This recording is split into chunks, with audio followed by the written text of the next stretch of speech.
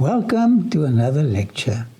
And I want to tell you that the two ladies working here, they are so kind to me. They look at my tie and my hair, and they put some powder on my face. So I don't look so young, usually, but they let me look a little younger. They are very sweet. We're going to look at archaeological support for the post-exilic period of the book of Esther. Now this is tremendous. More and more people discover the wonder of God's book.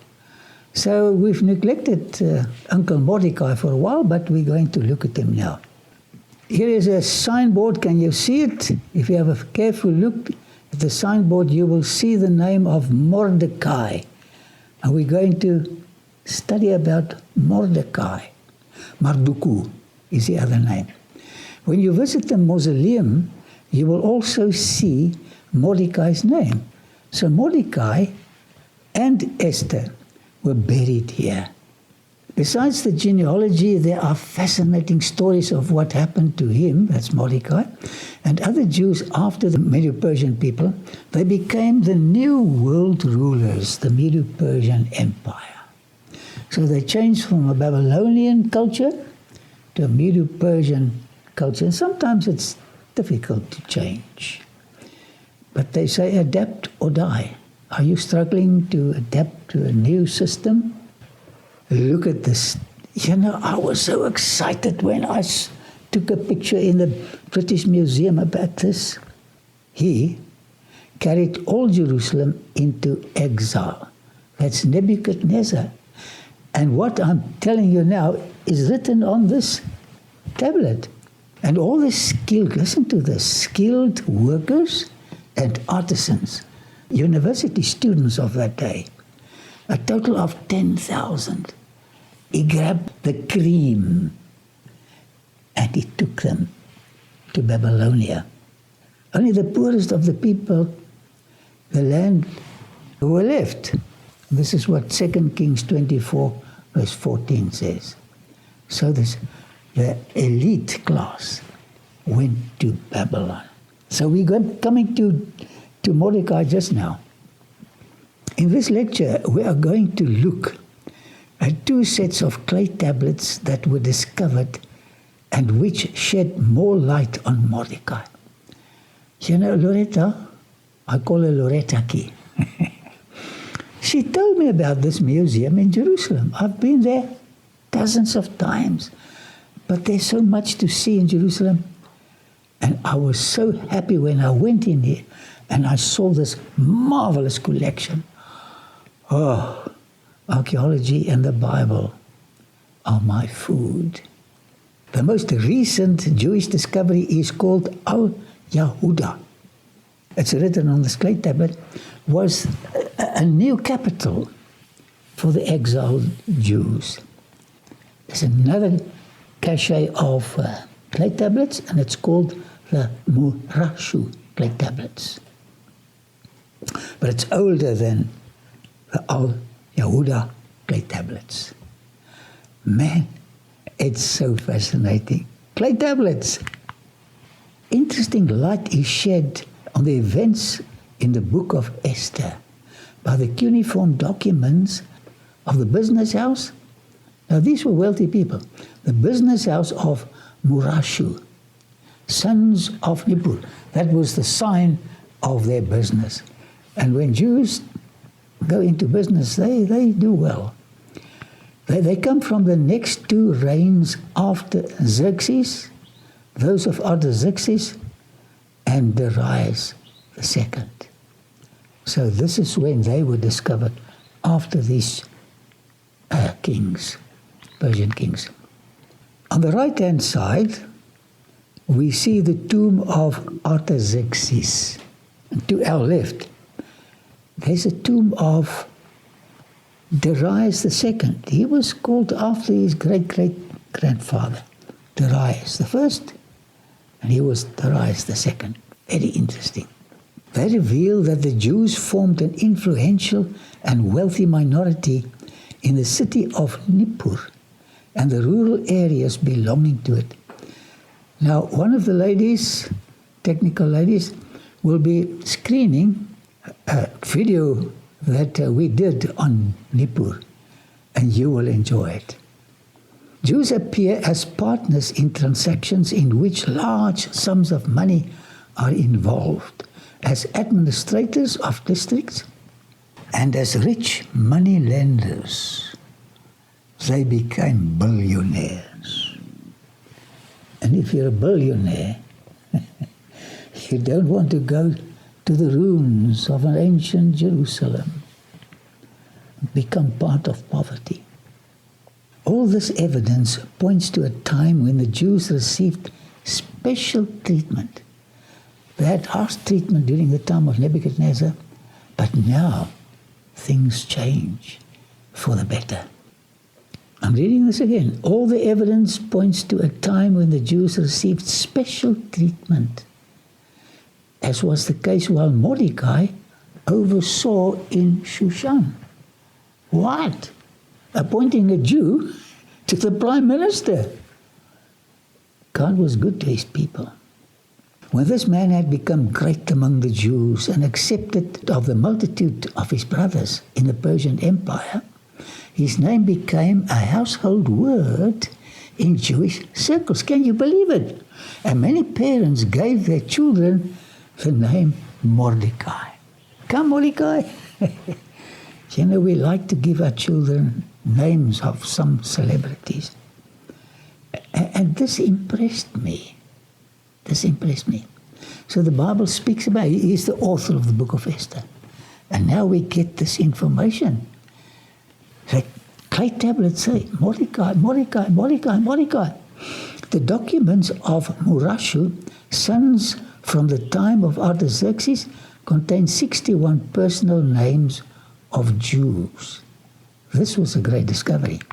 It is extremely interesting to see that although 60 different persons are represented by these 61 name references, 6 different Jews bore the name Mordecai.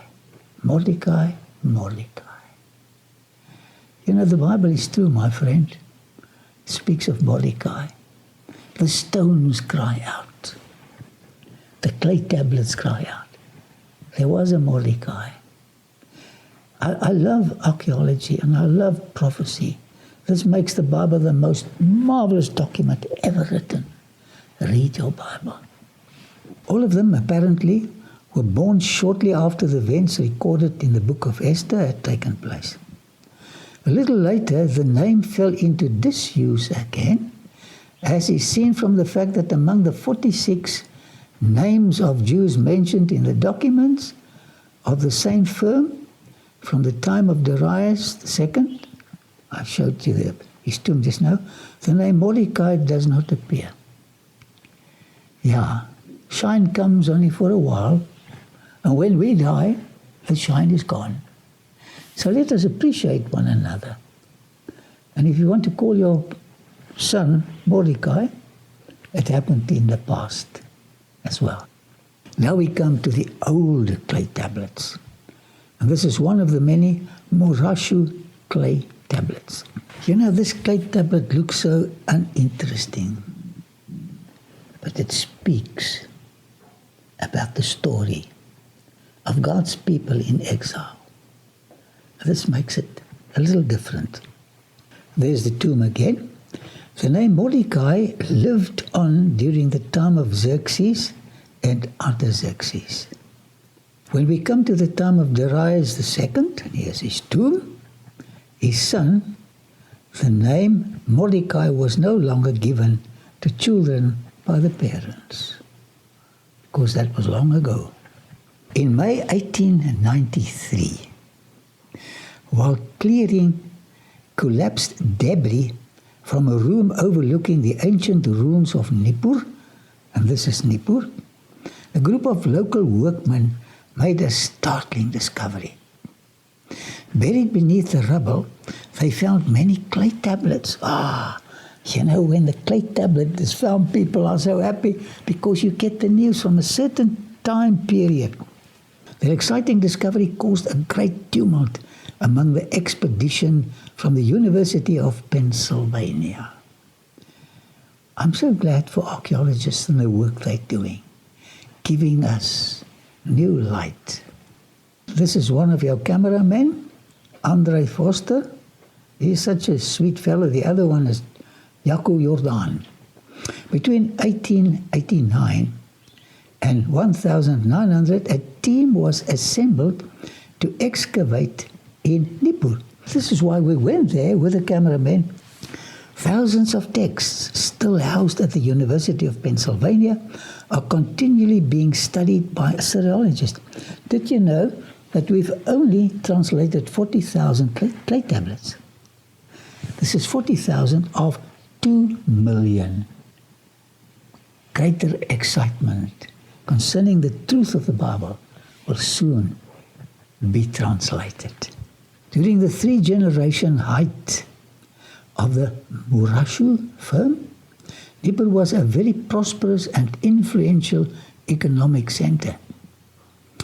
The archive consists of many business transactions, including lease agreements for land, cattle, and equipment, and the sale of sewing materials. So now we get a glimpse of how these people lived. It's on the clay tablets.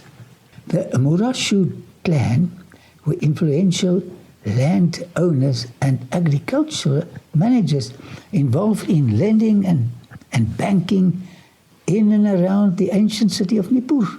Another picture of Nippur, which was centrally located between the Tigris and the Euphrates River. You know, I'm so mad about the science of archaeology. And when I go to these places, the history runs through my mind and the Bible becomes more precious to me. Jews and the Murashu archive. We read about them.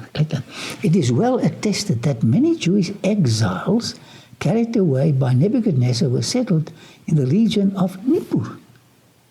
Can you see why I concentrated on this place, Nippur?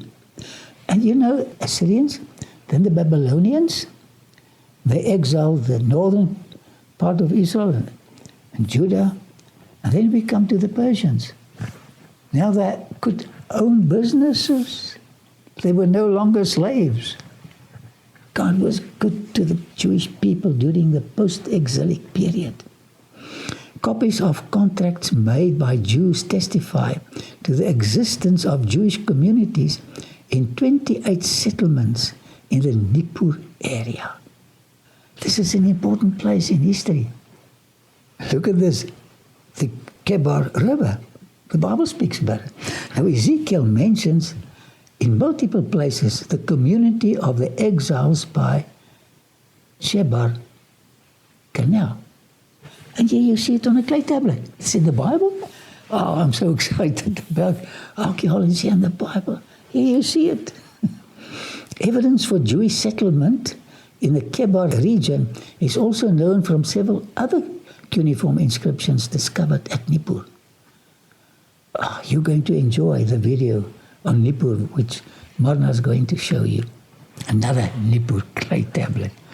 I was delighted when I saw these names in a Bible museum at Jerusalem. If ever you get there, visit this place. It's fascinating. There was an Ezekiel. There was a Mordecai. The Bible speaks about them. And here we have them on the clay tablets. Jewish names known from the Hebrew Bible, especially from the books of Ezra, and we're going to do a series on Esther, and Nehemiah, eventually found their way into cuneiform texts and inscriptions, including the Murashu archive. Yah, or Yah, one of the Israelite references for God, is often found within Israelite personal name. We call this theophoric, where you get the name of a god in a person's name. You have it in Afrikaans and English, Michael, for instance.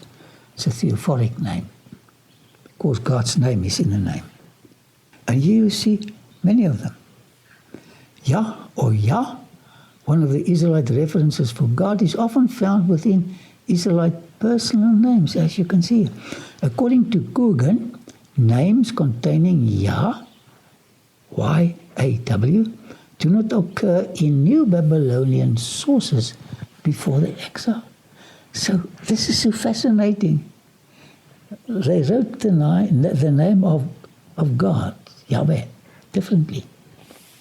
And their increasing frequency in the late 6th and 5th centuries can reasonably be associated with a gradual emancipation and increased prosperity of Judean exiles in Mesopotamia. A tablet from the capital that they built there, we haven't located the spot at this stage yet. The tablet from El Yuda archive. It was written, and they can tell you exactly from what time they came. Written 110 years after the destruction of Jerusalem, that's a long time, and 60 years after the Edict of Cyrus, where he said the people can go back.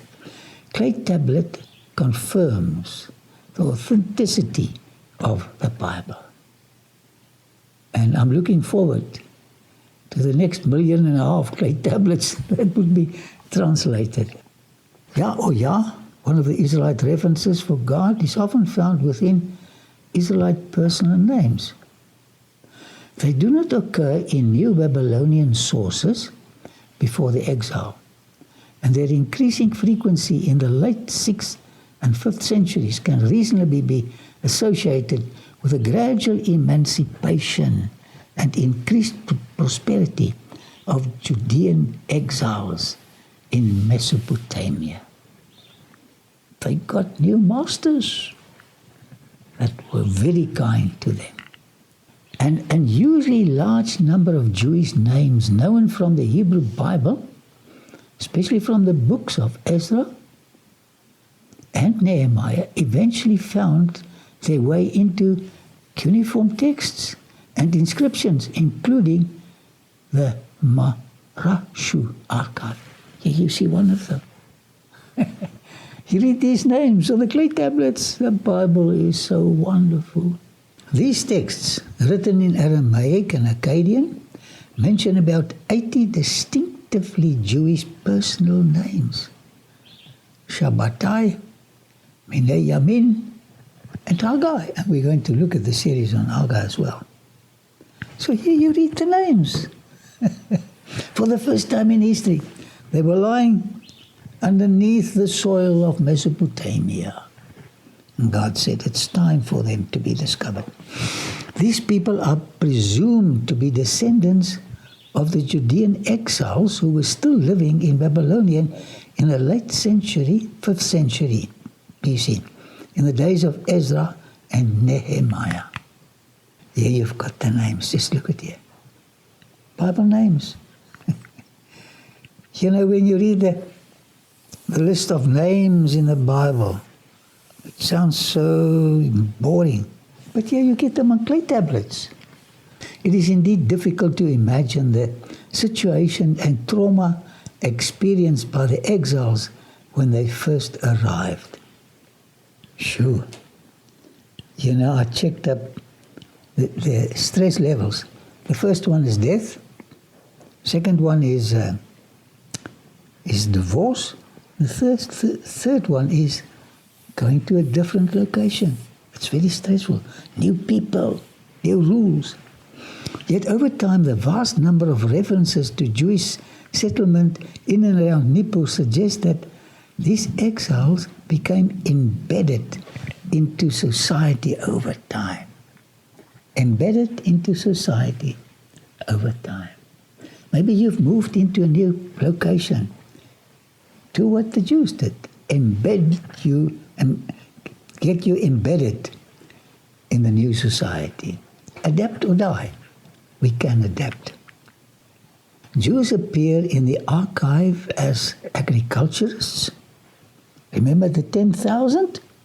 They were educated. Wonderful, marvelous people. Fishermen, sheep herders, and co-creditors of contracts. 10,000 brilliant Jews. The Bible mentions them. Here you find them again. Many eventually held positions of prestige and conducted business like everyone else. Records indicate that Jews had prospered in agriculture, the best food, in trade, and in banking during the century after their settlement there. If you are exiled into a foreign land of pain and disappointment, do what they did. They prospered. Don't let the trauma of life press you down. Do something. Don't become discouraged or depressed. This is where we recorded the video that you'll be seeing. The Murashu archive is more than just a dusty collection of ancient financial documents. It provides a wealth of information, and its application to so many different fields of study is itself intriguing. You know, I don't have enough time to watch the news. I need to learn more about the Bible and its background. For biblical and Jewish studies, these clay tablets provide a small window into what life was like, particularly for the descendants of Jewish exiles in the 5th century before Christ. So, you wonder, how did they cope? What did they look like? What did they eat? Clay tablets will tell you. And then you get a picture of what the Bible, when the Bible speaks of people, exiles, etc. The names, descriptions, and agreements help us to understand what became of these exiles and how their lives transpired and took shape. So here you've got to put Mordecai into the research we're doing now. He was part of this company of people. This archive also influences our understanding of the development and the use of Akkadian, cuneiform, and Aramaic. So they had a different language here, and now they get the Akkadian here, cuneiforms and Aramaic. And this is interesting how languages changed. And we still have clay tablets which help you to decipher ancient cuneiform tablets. It also sheds light on commerce and trade and ancient society in and around Nippur. And there you can see our vehicle. And we walked up here. I was so excited about Nippur. The Bible's got so much information here. And Mordecai came from Nippur. Most Jews did not return to Israel when allowed to do so under the edict of Cyrus the Great in 538. What did people do to earn a living? What did they name their children? How were they received into the wider society? They have to adjust now. The Murasha archive helped provide answers to those questions.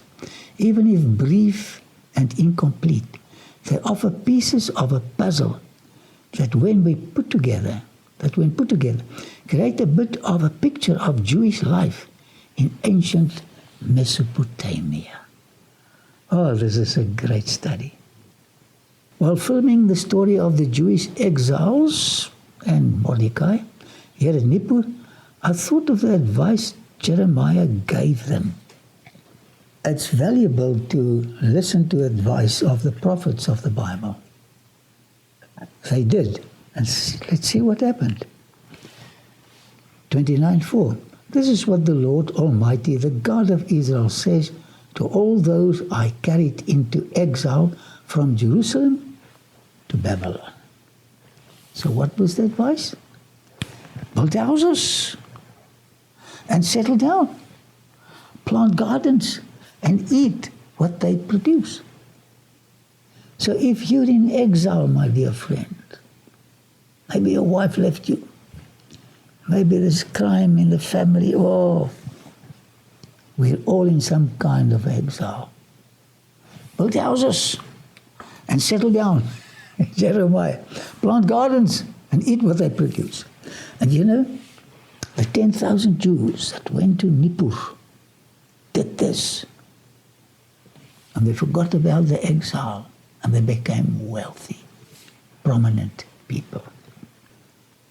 Marry and have sons and daughters. Yes.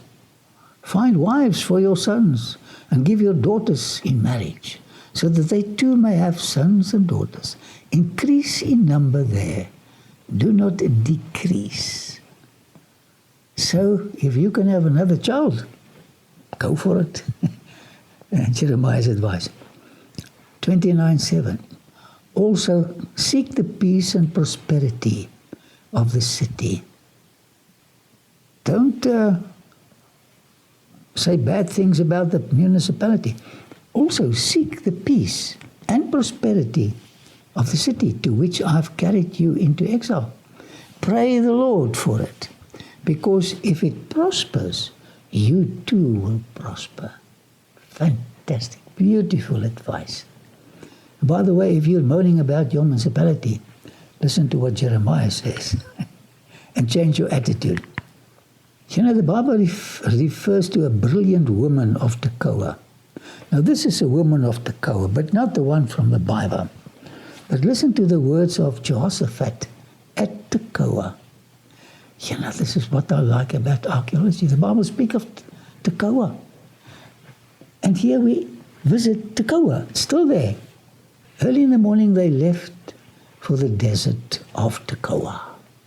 This is not from Jerusalem. As they set out, Jehoshaphat stood and said, listen to me. And they listened to the king. Listen to me, Judah and the people of Jerusalem.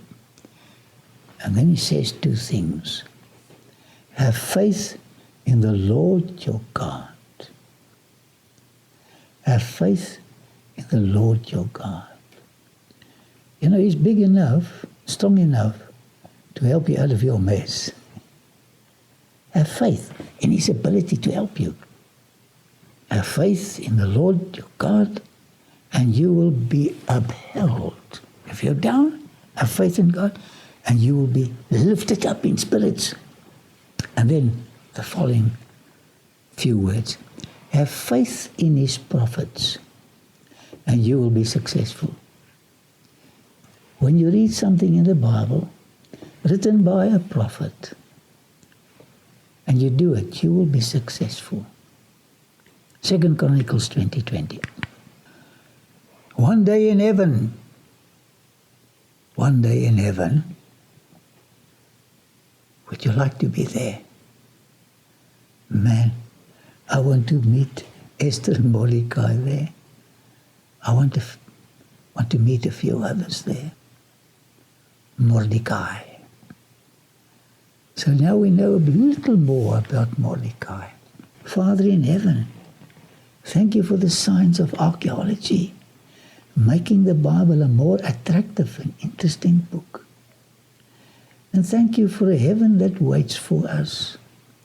At times life is hard. Depression creeps in, disaffection. But we're on our way to the promised land, where we will look in your face and in the face of Jesus. Hasten that day in Jesus' name. Amen.